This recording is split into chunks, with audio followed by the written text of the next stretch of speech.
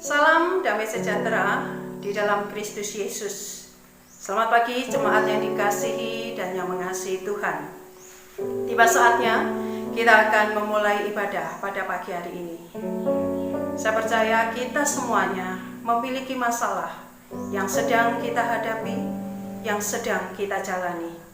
Namun jemaat yang dikasihi oleh Tuhan, percayalah bahwa semuanya itu adalah di dalam kedaulatan Tuhan. Dan Kristus Yesus sedang merenda sebuah karya yang indah bagi hidup Anda dan saya. Semuanya ini terjadi untuk kebaikan Anda dan saya. Dan yang paling dari semuanya itu yang utama adalah demi kemuliaan nama Tuhan. Oleh karena itu kita mau saat ini hanya fokus untuk menyembah Tuhan, datang di dalam hadirat-Nya, dan kita beribadah dengan segenap hati, segenap jiwa kita. Dengarkanlah firman Tuhan yang menjadi landasan ibadah kita pada pagi hari ini. 1 Timotius 4 ayat yang ke-8. Latihan badani terbatas gunanya, tetapi ibadah itu berguna dalam segala hal, karena mengandung janji, baik untuk hidup sekarang maupun untuk hidup yang akan datang. Jemaat saya undang berdiri, kita akan bersama-sama memulai ibadah kita dengan saat teduh. Saya undang jemaat untuk berdiri. Mari bersama-sama kita mengambil saat teduh.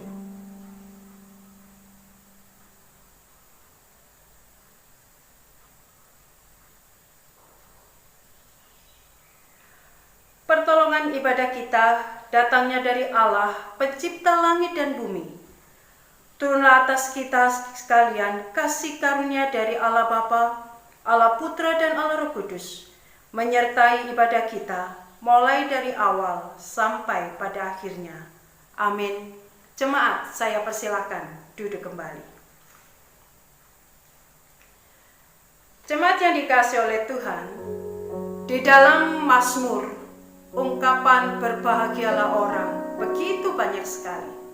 Namun setidaknya kita bisa melihat apa yang menjadi isi hati daripada pemazmur, yaitu berbahagialah orang yang menaruh harapannya kepada Tuhan.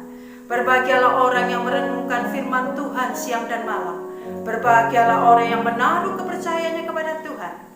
Alkitab mengajarkan kepada kita, kebahagiaan kita adalah saat kita bersandar kepada Tuhan.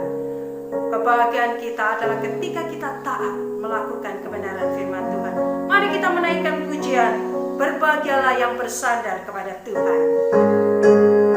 Dan biarlah kita sungguh-sungguh menjadi orang yang bersandar penuh di tengah-tengah situasi seperti ini. Berbahagialah yang sandar Tuhan, karena Ia selalu tertolong. Jika mau dapat berkat Tuhanmu, turutlah teladan Yesus. Bersandarlah pada Tuhan di dalam segala sesuatu. Yang memimpin jalanmu. Bersandarlah pada Tuhan di dalam segala sesuatu. Yang memimpin jalanmu. Berbahagialah yang harap Tuhan, karena Ia takkan tersesat.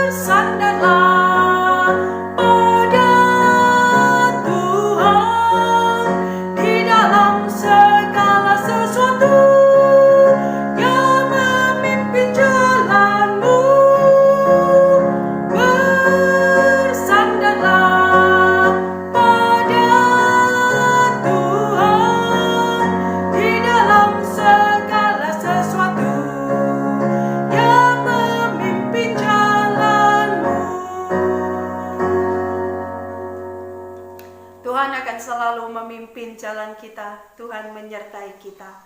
Mari sebelum lebih jauh kita beribadah, kita akan tundukkan kepala, kita akan berdoa menaikkan doa permohonan pengampunan dosa, dan juga kita akan menaikkan beberapa pokok doa syafaat. Mari jemaat yang dikasihi oleh Tuhan, kita berdoa. Bapa kami di dalam kerajaan surga, kami bersyukur hari demi hari boleh kami lewati dengan anugerah-Mu. Kami percaya kalau kami sampai saat ini kalau sampai saat ini kami boleh beribadah menyembah di hadapan-Mu, semuanya karena kasih-Mu, rahmat-Mu, dan anugerah-Mu. Tuhan, kami terus menyerahkan akan diri kami semuanya. Ampuni Tuhan akan segala kesalahan dosa umat-Mu. Ampuni jika ada umat-Mu yang tidak setia kepada Engkau. Bahkan ampuni jika ada umat-Mu yang membiarkan justru menjadi penyebab daripada penyebaran virus corona. Ampuni jika di tengah-tengah pandemi ini kami menjadi egois. Ampuni jika di tengah-tengah akan situasi seperti ini kami tidak bisa menjadi saksi. Ampuni kami Tuhan. Tuhan, kami tahu Tuhan memberikan kepada kami kekuatan untuk mengerti kehendak Tuhan. Tetapi seringkali kami lebih sering menuruti kehendak kami sendiri. Kami percaya Roh Kudus selalu memimpin untuk mengerti akan firman-Mu dan mendorong kami untuk mentaatinya.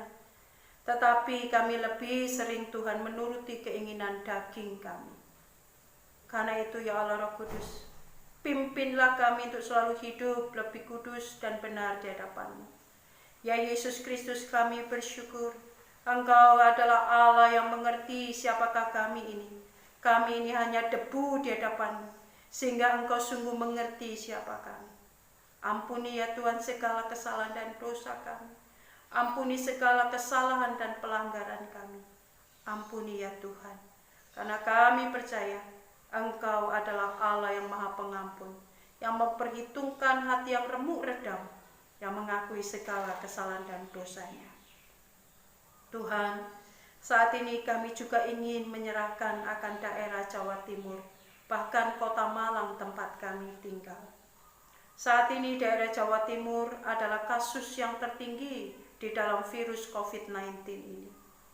Ya Tuhan, tolonglah kami. Biarlah kami ini sebagai anak-anak-Mu, kami ini lebih belajar untuk memiliki pola hidup yang bisa mencegah akan penyebar luasan daripada COVID ini Tuhan. Ajarlah kepada seluruh masyarakat di Jawa Timur secara khusus di Malang untuk sungguh-sungguh memperhatikan protokol yang ada. Kami berdoa ya Tuhan untuk pemerintah pusat, pemerintah daerah, dan juga pemerintahan di kota Malang ini. Kami berdoa juga untuk gugus tugas kesehatan yang mengontrol akan semua keadaan ini. Tolonglah ya Bapak, berikanlah mereka kekuatan, ketegasan. Bahkan di beberapa daerah ya Tuhan yang tengah menghadapi pergumulan-pergumulan akan naiknya kasus virus COVID-19 ini. Tuhan, kasihanilah kami. Kami berdoa Tuhan, kiranya Tuhan menggetarkan akan setiap hati kami untuk sungguh-sungguh takut akan Engkau. Bapa, kami berdoa, apabila sungguh ada oknum-oknum Tuhan yang justru menjadi penyebab penyebaran daripada COVID-19 ini, Tuhan ampunilah mereka. Bapa, kami berdoa, biarlah kami ini terus ya Tuhan menjaga kesehatan kami, menjaga kesehatan keluarga kami, sesama kami. Kami juga boleh menjadi masyarakat yang bergotong royong di dalam menanggung semua beban ini. Kami ya Tuhan boleh terus berjuang dengan penuh pengharapan di dalam perjuangan ekonomi. Kami mohon Tuhan memberikan kami hikmat. Bapa, secara khusus kami berdoa kami sebagai anak-anak-Mu. Jadikanlah kami ini saksi-Mu ya Tuhan di tengah-tengah keadaan sulit ini. Di tengah-tengah pandemi ini biarlah kami tetap bersinar Tuhan dengan memperhatikan orang-orang di sekeliling kami, mereka yang berkebutuhan. Jangan biarkan kami menjadi egois dan mementingkan akan diri kami sendiri, kebutuhan kami sendiri. Tetapi jadikanlah kami ini ya Tuhan terang bagi banyak orang dengan membagikan apa yang bisa kami bagi. Karena itu ya Tuhan kami percaya Tuhan akan memberkati dengan cukup bagi kami. Dan ajar kepada kami Tuhan untuk membagikan berkat bagi banyak orang yang membutuhkan saat ini. Kami menyerahkan Tuhan bagi setiap jemaat-Mu di dalam segala pergumulan, di dalam segala perjuangan ekonomi. Mungkin mereka menghadapi masalah keluarga, pekerjaan, dan segala keadaan yang tengah dihadapi dengan begitu kesulitan yang ada. Ajarlah kami berharap dan bersandar kepada Tuhan. Kami percaya pemeliharaan Tuhan, anugerah Tuhan selalu menyertai kami. Terima kasih ya Bapa, terima kasih. Ini doa permohonan kami, yang kami alaskan hanya di dalam satu nama, Tuhan kami Yesus Kristus. Kami ini sudah berdoa dan mengucapkan syukur. Amin. Sebagai orang-orang yang sudah mengakui segala kesalahan dan dosa, dengarkanlah akan berita anugerah yang diambil di dalam kitab Yeremia, pasalnya yang ke-33 ayat yang ke-8, berbunyi demikian. Aku akan mentahirkan mereka dari segala kesalahan yang mereka lakukan dengan berdosa terhadap aku. Dan aku akan mengampuni segala kesalahan yang mereka lakukan dengan berdosa dan dengan memberontak terhadap aku. Sebagai orang-orang yang sudah diampuni akan segala kesalahan dan dosanya, dengarkanlah akan petunjuk hidup baru yang harus kita lakukan di dalam sepanjang hidup kita. Terambil dari kitab Roma, pasalnya yang kelima, ayat yang ketiga sampai dengan ayatnya yang kelima, berbunyi demikian. Dan bukan hanya itu saja, kita malah bermegah juga dalam kesengsaraan kita. Karena kita tahu bahwa kesengsaraan itu menimbulkan ketekunan. Dan ketekunan menimbulkan tahan uji. Dan tahan uji menimbulkan pengharapan. Dan pengharapan tidak mengecewakan. Karena kasih Allah telah dicurahkan di dalam hati kita oleh Roh Kudus yang telah dikaruniakan kepada kita. Jemaat sekalian, firman Tuhan ini sungguh menguatkan kita bahwa pada akhirnya kita segala sesuatu yang terjadi di dalam kehidupan kita itu adalah menimbulkan pengharapan. Saya dan Anda boleh berada di tempat ini, semuanya adalah anugerah Tuhan. Amin. Kita hidup karena kemurahan Tuhan. Apapun yang tengah terjadi di dalam dunia ini, di Indonesia, di Jawa Timur, bahkan di dalam keluarga kita, saya percaya Tuhan merancangkan masa depan yang penuh harapan. Seperti yang tertulis di dalam Yeremia 29 ayat yang ke-11, yang mengatakan bahwa sebab aku ini mengetahui rancangan-rancangan yang ada padaku mengenai kamu, yaitu rancangan damai sejahtera dan bukan rancangan kecelakaan, untuk memberikan kepadamu hari depan yang penuh harapan. Saudaraku, percayalah, kita semuanya memiliki hari depan di dalam Tuhan, karena kemurahan Tuhan ada di dalam hidup kita. Sebelum kita mendengarkan kebenaran firman Tuhan, mari kita mempersiapkan hati kita dengan menaikkan pujian berkat kemurahan-Mu.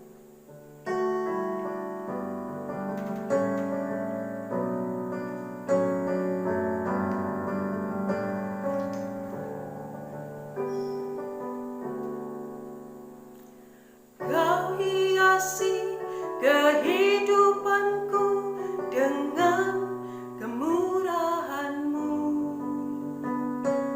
Kau rancangkan masa depanku penuh dengan harapan. Aku ada saat ini, semuanya karena kasih-Mu. Aku hidup hari ini, semua berkat kemurahan-Mu.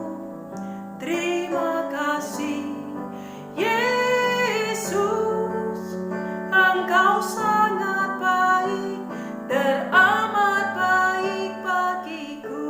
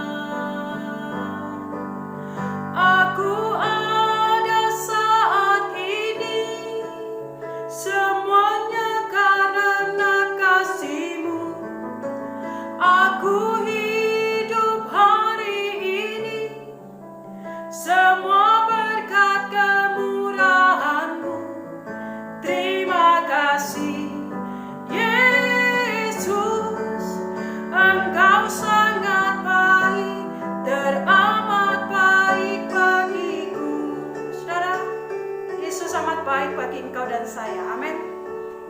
Saya tidak tahu apapun yang engkau hadapi. Kesedihan apa? Apakah saat ini kau berada di dalam keadaan keuangan yang porak-poranda? Ataukah saat ini kau sedang membutuhkan biaya yang begitu besar? Ataukah saat ini kau sedang memikirkan masa depan anak-anakmu? Saudaraku, bisakah kita mengatakan, Yesus, engkau teramat baik bagiku? Karena kalau aku ada sampai saat ini, semua karena kemurahan. Saudara, Allah merancangkan masa depan yang penuh harapan dan bukan rancangan kecelakaan. Amin. Aminkanlah lagu ini. Aminkanlah firman Tuhan ini, bahwa Tuhan engkau baik, sebab engkau penuh dengan kemurahan yang kau nyatakan di dalam hidupku. Kita bersama-sama nyatakan, aku ada saat ini. Aku ada saat ini, semuanya karena kasih-Mu. Aku hidup hari ini, semua berkat kemurahan-Mu. Terima kasih, Yesus, engkau sangat baik, teramat baik bagiku. Aku ada saat ini, semuanya karena kasih-Mu. Aku hidup hari ini, semua berkat kemurahan-Mu. Terima kasih, Yesus, engkau sangat baik, teramat baik bagiku. Mari bersama-sama kita mempersiapkan hati kita untuk mendengarkan firman Tuhan. Saudara-saudara yang dikasihi oleh Tuhan, statistik kasus COVID-19 di provinsi kita itu memang tambah menaik. Bahkan beberapa hari yang lalu, tengah malam, hampir jam 12, saya sempat diminta untuk menguburkan akan jenazah daripada pasien COVID-19. Tetapi biarlah keadaan yang seperti ini, saudara, membuat kita tambah bersandar kepada Tuhan dan makin mencintai akan firman Tuhan. Amin. Saudara-saudara, hari ini kita akan kembali merenungkan akan firman Tuhan, dan mari kita akan mengawalinya dengan berdoa. Ya Tuhan, Engkaulah sandaran hidup kami. Firman-Mu adalah tuntunan hidup kami. Hari ini, saat ini juga, kami mau dituntun dan dikuatkan oleh firman-Mu. Tolonglah kami agar kami mengerti dan kemudian sungguh dapat menghidupinya. Dalam Kristus Tuhan kami berdoa. Amin. Saudara-saudara yang dikasihi oleh Tuhan, teks firman Tuhan kepada kita hari ini terdapat di dalam Kisah Para Rasul pasal yang ketiga, ayat 1 hingga ayatnya yang ke-10. Kisah Para Rasul pasal 3 ayat 1 hingga ayat yang ke-10 berbunyi demikian. Pada suatu hari menjelang waktu sembahyang, yaitu pukul 3 petang, naiklah Petrus dan Yohanes ke bait Allah. Di situ ada seorang laki-laki yang lumpuh sejak lahirnya, sehingga ia harus diusung. Tiap-tiap hari, orang itu diletakkan dekat pintu gerbang bait Allah yang bernama Gerbang Indah, untuk meminta sedekah kepada orang yang masuk ke dalam bait Allah. Ketika orang itu melihat bahwa Petrus dan Yohanes hendak masuk ke bait Allah, ia meminta sedekah. Mereka menatap dia, dan Petrus berkata, "Lihatlah kepada kami." Lalu orang itu menatap mereka dengan harapan akan mendapat sesuatu dari mereka. Tetapi Petrus berkata, "Emas dan perak tidak ada padaku, tetapi apa yang kupunyai, kuberikan kepadamu. Demi nama Yesus Kristus, orang Nazaret itu, berjalanlah." Lalu ia memegang tangan kanan orang itu dan membantu dia berdiri. Seketika itu juga kuatlah kaki dan mata kaki orang itu. Ia melonjak berdiri, lalu berjalan kian kemari dan mengikuti mereka ke dalam bait Allah, berjalan dan melompat-lompat serta memuji Allah. Seluruh rakyat itu melihat dia berjalan sambil memuji Allah. Lalu mereka mengenal dia sebagai orang yang biasanya duduk meminta sedekah di gerbang indah bait Allah. Sehingga mereka takjub dan tercengang tentang apa yang telah terjadi padanya. Saudara-saudara yang dikasihi oleh Tuhan, beberapa hari yang lalu seorang rekan kita memposting akan pernyataan dari Dr. Johnson, Atlanta, Amerika, yang menyatakan, saudara-saudara, bahaya-bahaya terhadap kekristenan kita yang bukan datang dari luar, tetapi datangnya justru dari dalam kekristenan itu sendiri. Bahaya-bahaya itu adalah berupa penyampaian-penyampaian yang katanya Injil, tetapi ternyata bukan lagi Injil. Penyampaian-penyampaian yang katanya kebenaran, tetapi bukan lagi kebenaran yang murni. Lalu apa yang disampaikan? Ternyata yang disampaikan adalah merupakan improvisasi ataupun modifikasi daripada budaya era postmodernism, yang merupakan pandangan-pandangan subjektif yang datang daripada diri sendiri. Dan bila kita menilik daripada pengajaran-pengajaran mukjizat di dalam kekristenan kita, bukankah ada, saudara-saudara, bahkan banyak sekali bahaya-bahaya internal seperti yang disampaikan oleh Dr. Johnson, yakni kebenaran modifikasi ataupun merupakan kebenaran-kebenaran yang tidak lagi murni.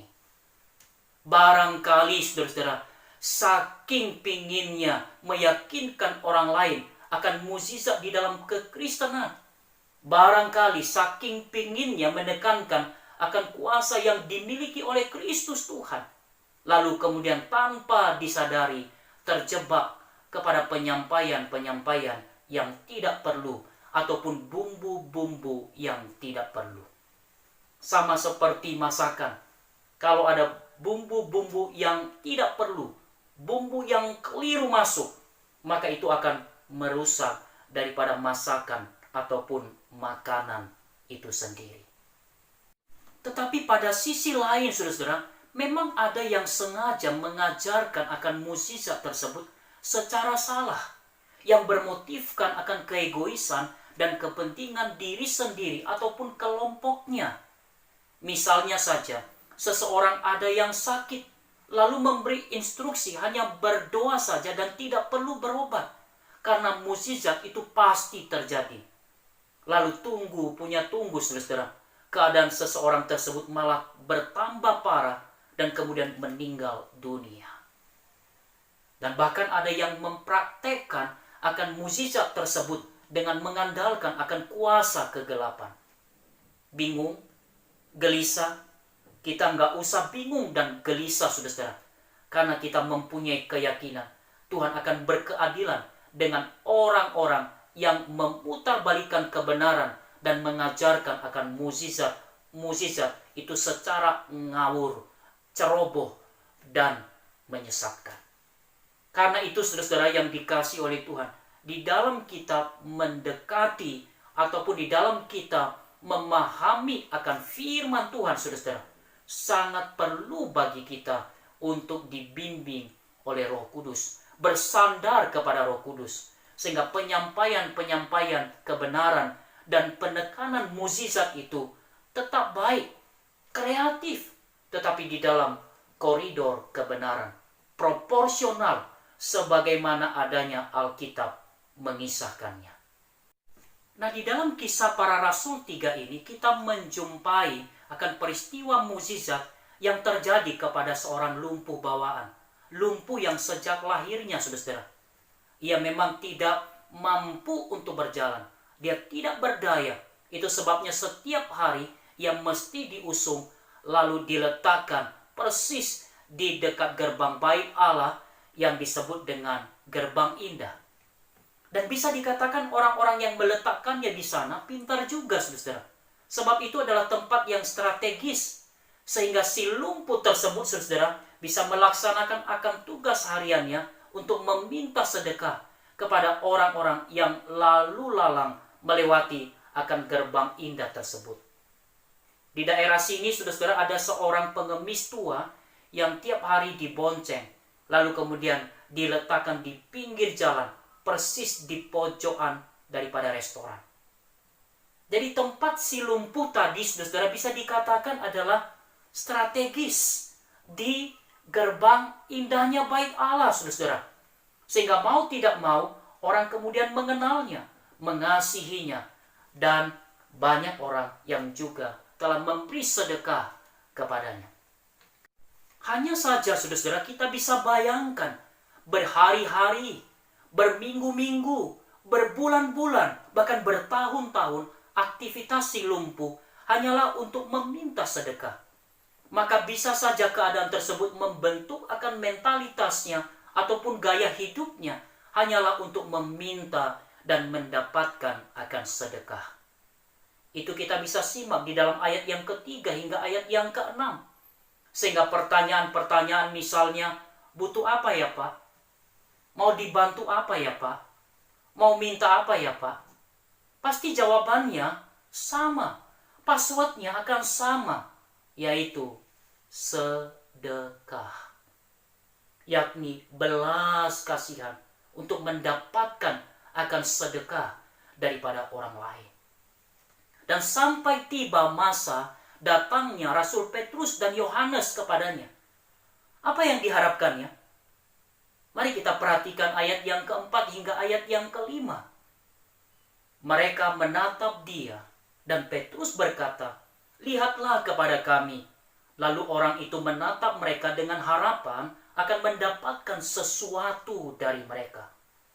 Di dalam terjemahan yang lain, mendapatkan something dari mereka. Something apa? Sesuatu apa? Apakah yang lain, saudara? Kita bisa menebak sesuatu, something yang diharapkan oleh si lumpuh.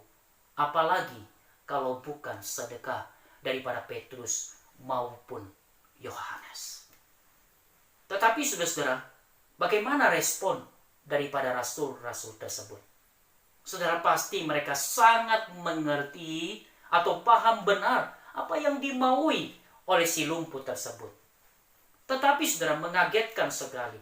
Secara belak-belakan, Petrus berkata kepadanya, "Emas dan perak tidak ada padaku."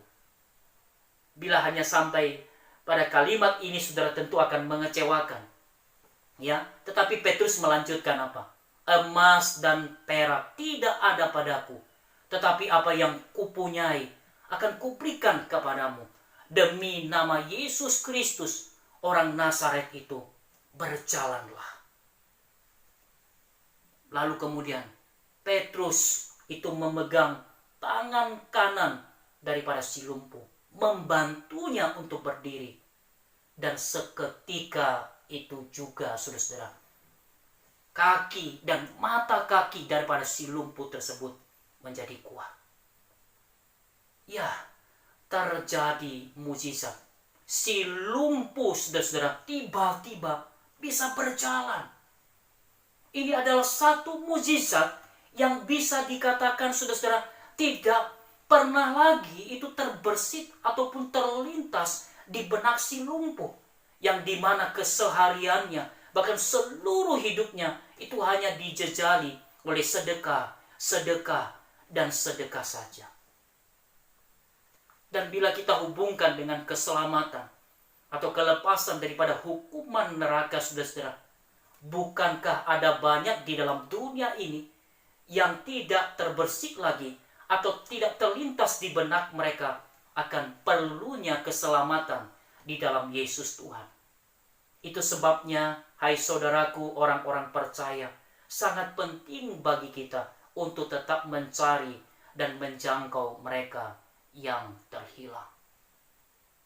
Dan melalui peristiwa mukjizat ini, saudara, bukankah ini kembali mengingatkan kita bahwa Yesus yang kita percayai tersebut itu mempunyai kuasa, saudara. Kalau ia berkehendak, maka seseorang itu seandainya sakit bisa sembuh, saudara.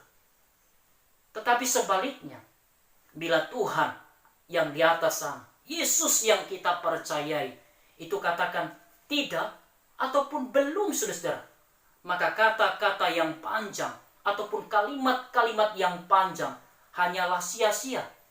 Ataupun ratusan kali saudara itu akan mengulangi kata-kata Petrus, demi nama Yesus Kristus orang Nazaret itu berjalanlah. Itu tetap akan sia-sia.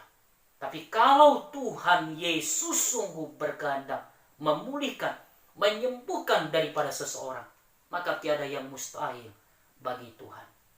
Mengerti akan hal ini semestinya tidak akan membuat kita mudah kecewa kepada Tuhan. Bahkan tidak mudah membuat kita disesatkan oleh orang-orang lain akan pengajaran-pengajaran mukjizat yang ngawur, yang ceroboh, dan juga menyesatkan. Dan selanjutnya, dengan terjadinya mukjizat ini, bila kita hubungkan dengan keberadaan akan si lumpuh sejak lahirnya, maka kita bisa mengerti bahwa di balik kelumpuhannya, Tuhan hendak menyatakan kemuliaannya yang besar, perkara yang besar, bahkan mukjizat yang pertama pasca daripada turunnya Roh Kudus ataupun setelah terjadinya Pentakosta. Bahkan dengan mukjizat yang terjadi kepadanya, saudara, bukan saja si lumpuh yang berjalan tersebut yang memuji Allah, tetapi orang-orang di sekitarnya juga turut memuji Allah. Bahkan dengan mukjizat yang terjadi kepadanya, saudara, itu menjadi akses atau pintu masuk bagi Petrus untuk memberitakan akan Injil Tuhan, akan kebangkitan daripada Tuhan. Sehingga apa yang terjadi? Semakin banyak orang, bahkan ribuan orang itu menjadi percaya kepada Kristus dan kebangkitannya. Saudaraku yang dikasihi oleh Tuhan, dengan peristiwa mukjizat yang terjadi dalam Kisah Rasul pasal 3 ayat 1 hingga yang ke-10 ini kembali meneguhkan kita, bukan? Khususnya pada masa-masa pandemi ini, Yesus yang kita percayai itu mempunyai akan kuasa. Mukjizat bisa terjadi di dalam namanya. Asal Ia berkehendak, maka tidak ada yang mustahil bagi Tuhan. Itu sebabnya mengerti hal ini, Yesus yang kita percayai mempunyai kuasa, maka itu mendorong kita untuk tetap bersandar kepadanya, kembali sungguh-sungguh memuliakannya, bahkan memperkenalkannya melalui seluruh keberadaan kita, melalui media-media sosial yang kita punyai. Saudara-saudara yang dikasihi oleh Tuhan, adalah hal yang keliru apabila kita tidak menggunakan akan segala instrumen yang telah diberikan oleh Tuhan kepada kita pada zaman ini untuk memperkenalkannya dan memberitakan akan segala kuasa dan perbuatan-perbuatan ajaib yang telah dilakukannya. Yesus yang kita percayai adalah Tuhan dan Juru Selamat bagi kita. Ia adalah empunya kuasa.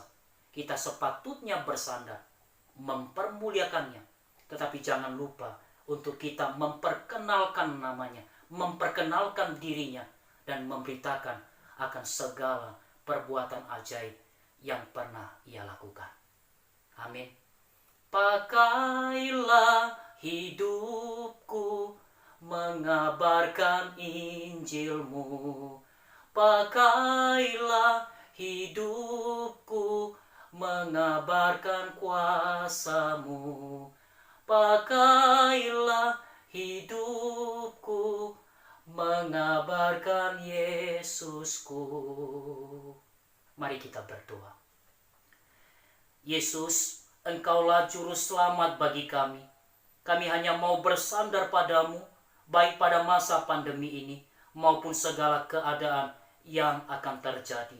Kami rindu, ya Tuhan Yesus, untuk terus memuliakan nama-Mu, serta memperkenalkan nama-Mu, sehingga banyak orang yang menjadi percaya dan kemudian mengikut akan Yesus Tuhan. Tolonglah kami, agar kami tidak lengah, khususnya pada masa pandemi ini. Dalam Kristus Tuhan kami berdoa. Amin. Demikianlah kebenaran firman Tuhan yang sudah kita dengarkan bersama. Kiranya itu meneguhkan, menguatkan kita. Jemaat yang dikasihi oleh Tuhan, saya undang kita berdiri. Kita akan bersama-sama mengikrarkan iman kita dengan mengikrarkan pengakuan iman rasuli. Pengakuan iman rasuli. Aku percaya kepada Allah, Bapa yang Maha Kuasa, Khalik langit dan bumi, dan kepada Yesus Kristus, anaknya yang tunggal Tuhan kita, yang dikandung dari Roh Kudus, lahir dari anak darah Maria, yang menderita sengsara di bawah pemerintahan Pontius Pilatus, disalibkan, mati dan dikuburkan, turun ke dalam kerajaan maut. Pada hari yang ketiga, bangkit pula dari antara orang mati, naik ke surga, duduk di sebelah kanan Allah, Bapa yang Maha Kuasa, dan dari sana ia akan datang untuk menghakimi orang yang hidup dan yang mati. Aku percaya kepada Roh Kudus, gereja yang kudus dan am, persekutuan orang kudus, pengampunan dosa, kebangkitan tubuh, dan hidup yang kekal. Amin. Jemaat yang dikasihi oleh Tuhan, kita terus berdoa dan kita terus menyerahkan akan rencana-rencana persiapan untuk kembali beribadah di dalam gedung gereja. Kita terus berdoa. Kapankah waktunya, kita terus menyerahkan ke dalam tangan Tuhan. Dan kami juga terus mengucapkan terima kasih kepada seluruh jemaat yang telah menyerahkan persembahan kepada pengurus gereja, bendara gereja, ataupun yang telah memberikan persembahan melalui nomor rekening gereja. Kita akan mengakhiri akan ibadah kita dengan menaikkan pujian doksologi, dan nanti doa berkat akan disampaikan oleh Bapak Pendeta Eliatman.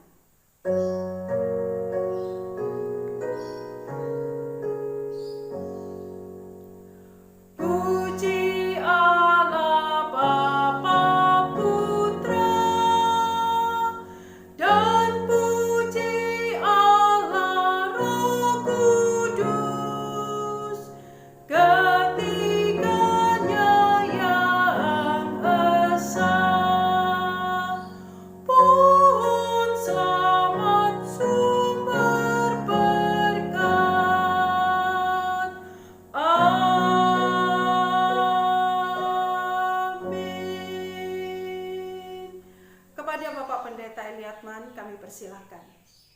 Jemaat yang dikasihi oleh Tuhan, arahkanlah hatimu kepada Tuhan dan terimalah berkat-Nya. Kiranya berkat daripada Allah Bapa, kasih sayang daripada Kristus Tuhan, pertolongan penghiburan daripada Allah Roh Kudus, menyertai saudara semua mulai hari ini sampai Tuhan Yesus datang untuk kedua kalinya. Amin. Amin. Amin.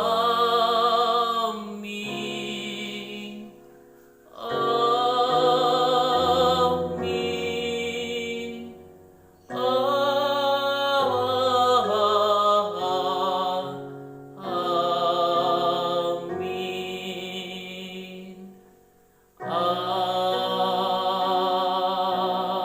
Amin.